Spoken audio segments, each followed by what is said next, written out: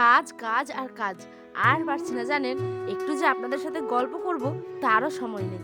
এই যে ছোট্ট আয়নকে ঘুম পাড়িয়ে দিয়েই ভিডিওটা এডিট করা মাত্রই আপনাদের সাথে গল্প করতে চলে আসলাম। তো কেমন আছেন সকলে? আশা করি ভালো আছেন, সুস্থ আছেন।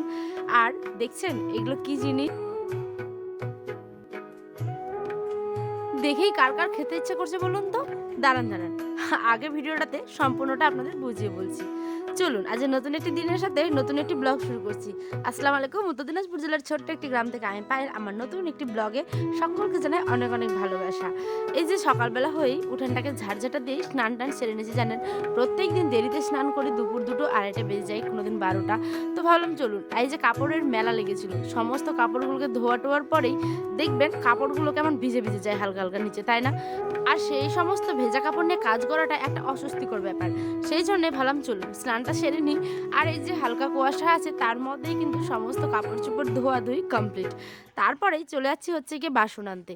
জানেন তো কয়েকদিন ধরে না রাত্রিবেলা আর বাসন মাজতেই পারি না, এত কুয়াশা পড়েছে। আর আয়ান সোনা দেখি রাত্রিবেলা হলেই সে কান্নাকাটি করে পড়তে বসার জন্য, মানে ওর ব্যাগটাকে ওই ধরে টানাটানি করে, যেহেতু ওকে পড়তে বসানোর একটা অভ্যাস শিখেছি সেই জন্যই। তো ওই অভ্যাসটা ছেড়ে আমিও মনে করি যে চলুন সকালবেলায় বাসনটা ধুয়ে নেবো, আগে বাচ্চাটাকে টাইম দিই, তাই না? তারপরে এই যে সমস্ত কিছু মানে তাড়াহুড়ো করে মেজে নিচ্ছি এখন প্রেসার কুকার, তার সাথে ছিল গিয়ে কি বলে থালাবাটিগুলো। আজকে ভারী মুশকিলে পড়েছি জানেন। আমার বাড়িতে হয়ে গেছে আজকে গ্যাস শেষ। সেই জন্যই আজকে আবার একটা আয়নের বাবার, মানে বহু পুরনো, বলতে সে যখন একা থাকতো তখন একটা ইন্ডাকশন নেওয়া ছিল।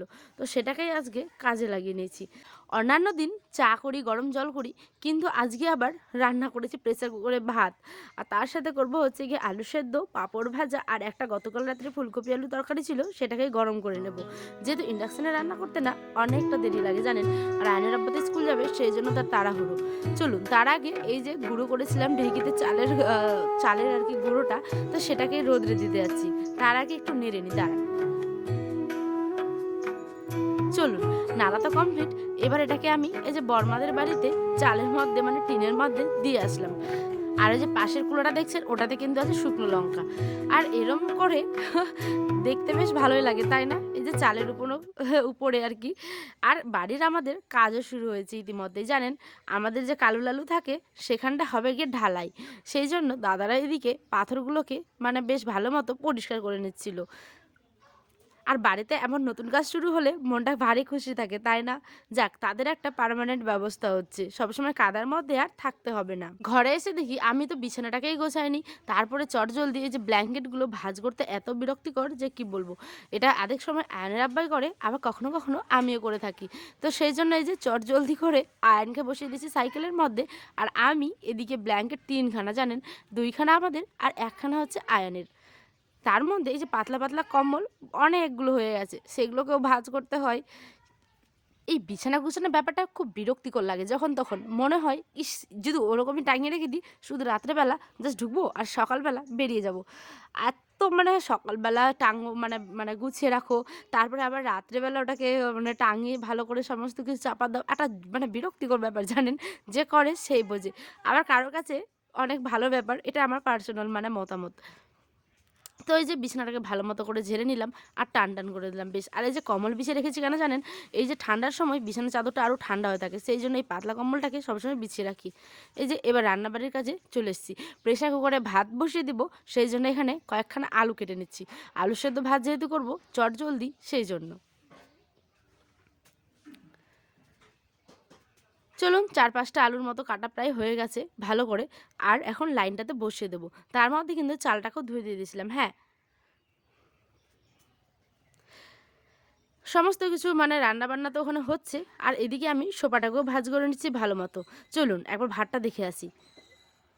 দেখি যে ভাতটাও হয়ে গেছে। আলুটাকে উঠিয়ে নিতে হবে। আর অনেকে আবার কি করে ভাতটা মানে মাড়সহ গেলে নেয় তারপরে আলুটা ওঠায়। আমি আবার ওরকম পারি না জানেন। ভাতটা কেমন গলে গলে যায় তাতে। আর এই যে আয়নের আব্বা নিয়ে এসেছিল নতুন এক ধরনের পাঁপড়। তো ভাবলাম চলো এগুলোকেও ভেজে নিই।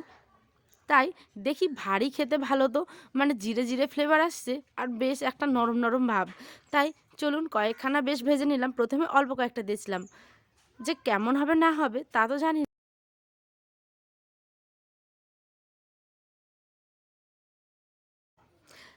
তারপরে এই যে বারান্দাটাকে পরিষ্কার করে নেব। জানেন, এই যে বারান্দায় সবসময় বস্তাগুলো বিছিয়ে রাখি, সেই জন্য একটা চিটচিটে ভাব থাকে।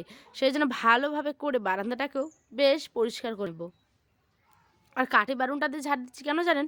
কোমরে কয়েকদিন ধরে বলছিলাম না, এর আগের যারা ভিডিওগুলো দেখেছেন তারা অবশ্যই জানেন ব্যথা ছিল।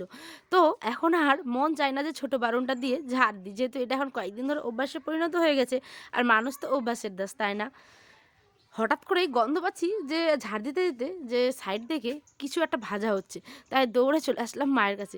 এসে দেখছি মা ভাজছে হচ্ছে পকুয়ান। আমার শ্বশুরবাড়ির দিকে এটাকে বলে পকুয়ান, আর আমার বাবার বাড়ির দিকে এটাকে বলে তেলপোয়া। তো দেখি যে মা বেশ কয়েকখানা মেখেছে, মানে আটা আর কি, এই যে পকুয়ান ভাজছে। তার নাকি বিশাল মনে একটা খাওয়ার আশা জেগেছে, সেই জন্যে। হ্যাঁ, তো চলুন আমিও একটু আপনাদের সাথে শেয়ার করে নিলাম। কোথায় কি বলেন অবশ্যই কিন্তু কমেন্ট করে আমাকে জানাবেন।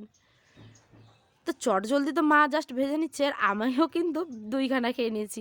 আগে খেতাম না। আগে কি খেতাম জানেন? এই গোলের যে সাইডটা হয় না? মানে একটা কড়া ভাব, সেইটা খেতাম। আর এইটা কিন্তু আমি আটাটা খেতাম না। কিন্তু যেহেতু নরম সেজন্য ২ খানা বেশ খেয়ে নিয়েছি। আর একটা জিনিস, এই যে নারিকেল তেল দেখছেন, এটা এখন মাথায় দেবো। সারাদিন পরিশ্রমের পরে দেখবেন মাথায় যদি একটু তেল দিই না, শান্তি লাগে। আর আমি মনে হয় ৭-৮ দিন ধরে তেলই দিতে প্রায় ভুলেই যাচ্ছি। তাই ভাবলাম চলুন। এই যে দেখছেন তেল চুল দেওয়ার মানে তেল দেওয়ার পর চুলটা কত ছোট হয়ে যায়, তাই না? আর এই যে আগে দিতাম, একটা ডক্টর দিয়েছিল সেই তেলটা।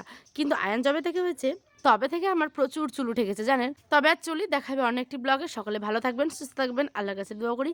আল্লাহ হাফেজ, টাটা, বাই বাই।